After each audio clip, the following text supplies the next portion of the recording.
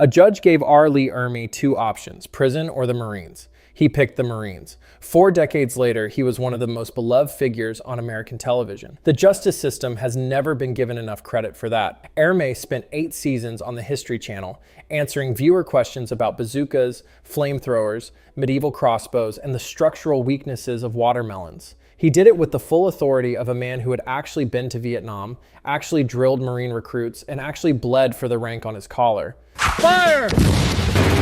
These ain't no kid's toys. He was not playing a military guy. He was the military guy. And for one strange, specific window in early 2000s cable television, that was exactly what America needed. The show was called Mail Call. Over 100 episodes. One of the most genuinely beloved programs the network had ever produced. Fans wrote in by the thousands. Veterans recognized themselves in it. Regular people learned things they never expected to care about and kept watching anyway. Then the History Channel made a decision, not a complicated one. Ah! Now these buttes are something else. Not a difficult one. They looked at everything Mail Call was, everything Ermey represented, and quietly replaced it with a pawn shop in Las Vegas. The pawn shop is still on the air. To understand why Mail Call worked, you have to understand what August 2002 felt like in America. The grenade launcher is one way to throw a whole heap of trouble at your enemy. It had been 11 months since September 11th. The country was still raw, still angry, and the invasion of Iraq was 7 months away, though nobody needed a calendar to feel it coming. Military hardware was suddenly front-page news. Acronyms that had spent decades buried in Pentagon briefings were now being debated at kitchen tables. America had rediscovered its own military and had absolutely no idea how any of it actually worked. Any one of them could be my favorite, but you don't expect me just to pick one, do you? The History Channel, to its occasional credit, noticed. Into that exact moment walked R. Lee Ermey, in full uniform, yelling at a watermelon. The premise was almost aggressively simple. Viewers sent in questions about military weapons, equipment, and history. Ermey answered them, from field outposts, from actual training locations, sometimes while personally operating the weapon in question. He blew things up and called it educational television, and it was also the only show on cable where a man could explain the aerodynamic properties of a medieval crossbow bolt and make it feel urgent. The show worked because of something no format document could manufacture. Ermey had earned every single thing he said. Marines at 17, drill instructor at San Diego, 14 months in Vietnam. Then somehow, Stanley Kubrick's Full Metal Jacket, improvising dialogue that film students still quote today. Kubrick, a man so controlling, even a guy with the strongest arm in the Marine Corps can only chuck a grenade about 30-40 yards top. He once made an actress cry over a jar of mayonnaise. Let Ermey improvise. That is not a fun fact. That is a character reference. 3 months before Mail Call premiered, the Marine Corps gave Ermey an honorary promotion to Gunnery Sergeant, the first retired Marine in the history of the Corps to receive one. Then he went on television and answered questions about bazookas. That kind of authenticity cannot be faked. It also, as it turns out, cannot be protected.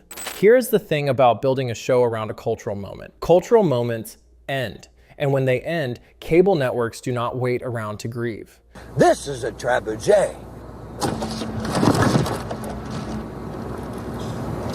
By the mid-2000s, the post-9/11 patriotic fever that had made Mail Call feel essential was starting to break. The Iraq War was no longer a source of national unity. It was a source of national exhaustion. A firepower hour of some of the biggest bangs in the Mail Call bag.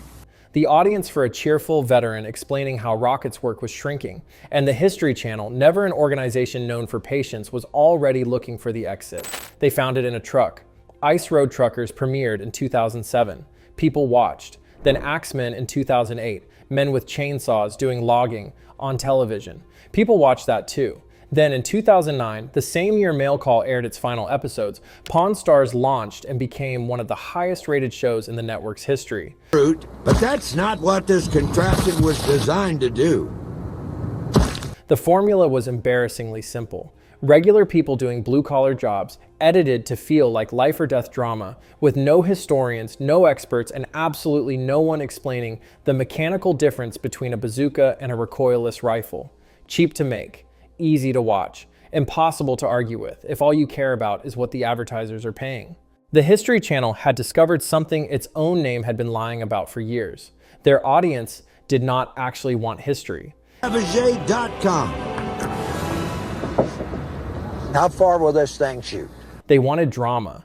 And a pawn shop in Las Vegas had more drama per square foot than any military training facility Ermey had ever set foot in. So Mail Call was canceled.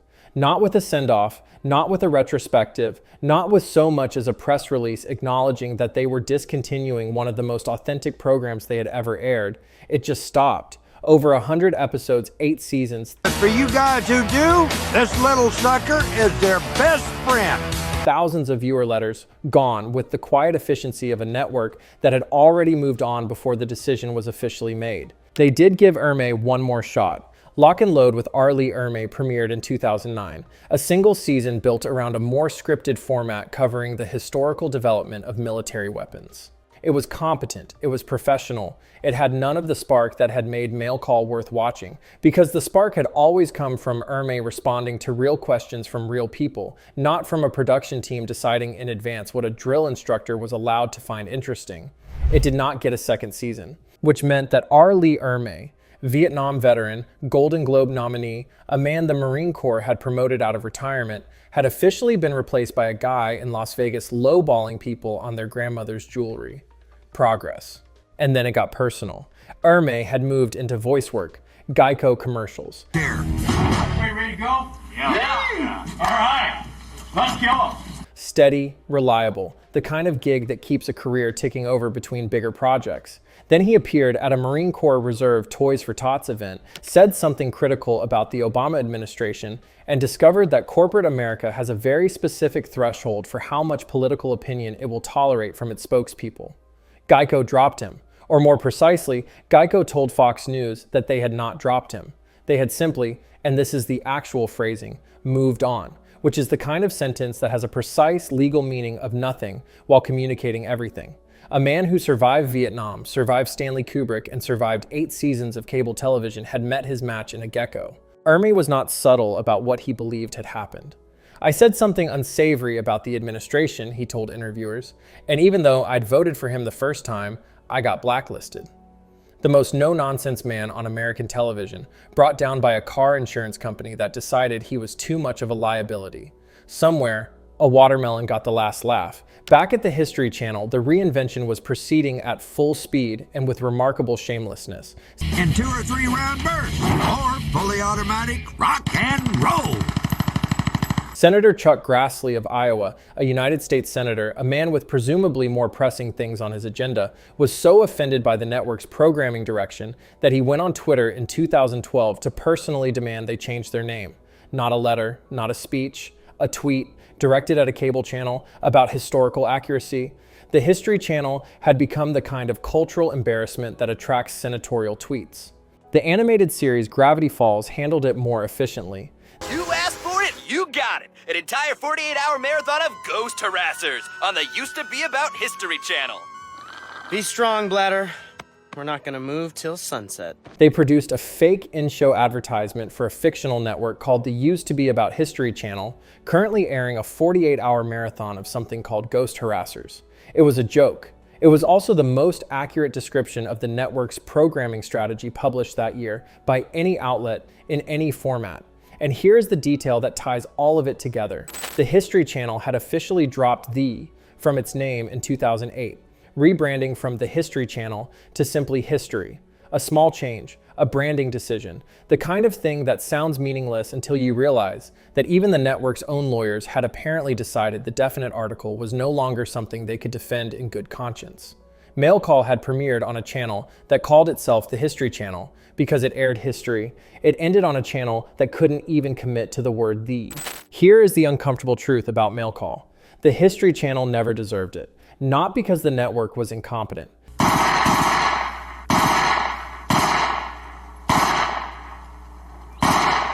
Because it was too patient to stay that way.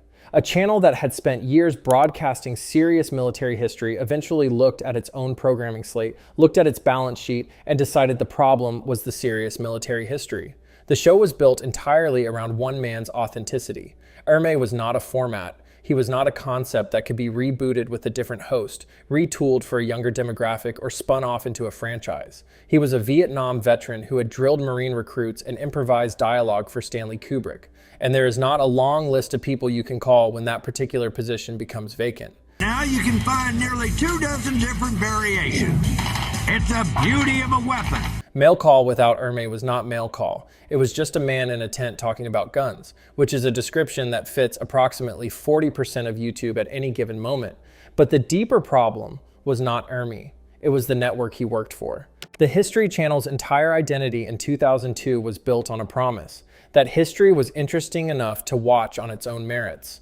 Mail call was proof that the promise could be kept. An authenticated veteran, real demonstrations, real questions from real viewers, and it worked week after week for 8 seasons. The problem is that interesting on its own merits is an expensive standard to maintain. It requires experts, it requires locations, it requires someone who actually knows what they are talking about. Pawn Stars requires a camera, a shop, and 4 people willing to argue about coins on television. The math is not complicated, the dignity is not present, but the math is not complicated.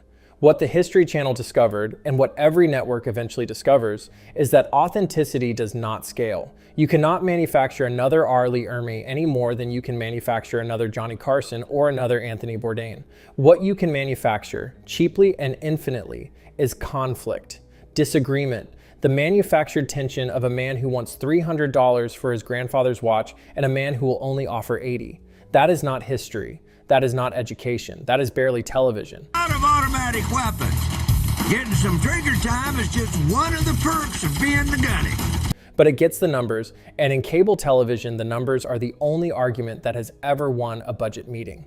Mail call was canceled, not because it failed, but because it succeeded at the wrong thing. It succeeded at being genuinely good in a medium that had decided genuine was too expensive. It informed people who wanted to be informed, entertained people who wanted to be entertained, and did both without insulting anyone's intelligence. In the end, that last part was the problem. The History Channel had run the numbers and discovered that insulting people's intelligence was significantly cheaper. They were not wrong. They were also not a History Channel anymore. But that particular detail had stopped bothering anyone in the accounting department around 2007. The History Channel did not fall off. It made a choice. And the choice it made was to replace R. Lee Ermey with a pawn shop, a truck, and a logging crew. And to never publicly admit that it knew exactly what it was giving up. That is not bad luck. Well, it's a little thing called delayed blowback. That is a business model. R. Lee Ermey died in April 2018 at 74 years old from complications of pneumonia. His manager's statement described him as a family man and a kind and gentle soul, which was true. It was also the single most surprising sentence anyone had ever written about the man who spent 8 seasons screaming at watermelons on basic cable. He had been, for one specific window in American television history, exactly the right person in exactly the right place at exactly the right time. A judge had sent him to the Marines. The Marines had sent him to Vietnam. Vietnam had sent him to Hollywood. Hollywood had sent him to the History Channel. And the History Channel had sent him to a pawn shop in Las Vegas, metaphorically speaking, which is where good things go when cable networks discover they can make more money with worse ideas. Implement ever devised. It's a clip-fed, gas-operated shoulder weapon. Mail Call was not a perfect show. It was a 30-minute cable program where a veteran answered questions about bazookas and occasionally destroyed fruit. It was not trying to be more than that, but it was exactly what it said it was, which, in the landscape of early 2000s reality television, made it practically a historical artifact in its own right. The History Channel promised its audience history. It delivered Ice Road Truckers. Mail Call promised its audience honesty. It delivered honesty. One of those shows is still on the air. Make of that what you will. Like, subscribe, and sound off in the comments. Mail Call is open. Tell us which show deserves a dishonorable discharge next.